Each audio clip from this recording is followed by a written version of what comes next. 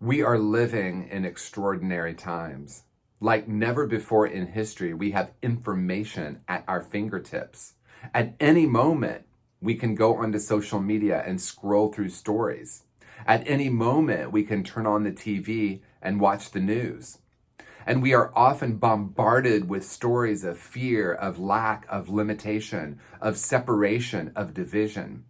And it's very easy to get swept up in that and be thrown off center. So my intention is to offer you a couple of tips that will help you to stay centered in modern times. Starting with taking a look at how many hours a day you are scrolling through stories. What are you clicking on? What are you noticing? Are you engaging in debate and conversation? Because it's profoundly simple. Garbage in, garbage out. Love in, love out. In other words, what I focus on grows. And if I'm watching stories, listening to stories about fear, about scarcity, about division, that is what I'm going to experience in my life.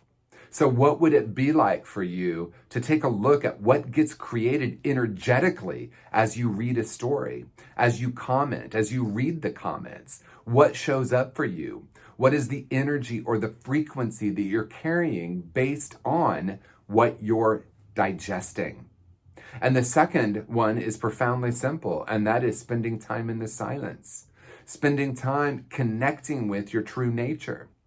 Many of us, if not most of us, spend a great portion of our life coming from our intellect. And the intellect is very powerful, but it does not lead us to our true nature. The intellect is constantly creating stories of us and them and good and bad. Spending time in the silence allows you to go within and feel the energy field or the frequency that is below every thought you've ever had.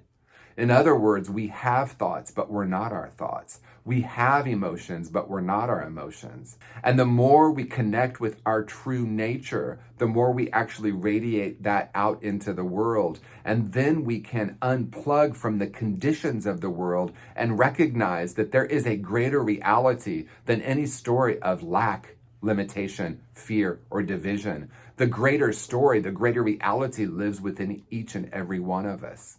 And from there, we cultivate a relationship with our essential beingness. And we can question every thought, every point of view we've ever had. And we can step into a life filled with love, connection, awe, and wonder.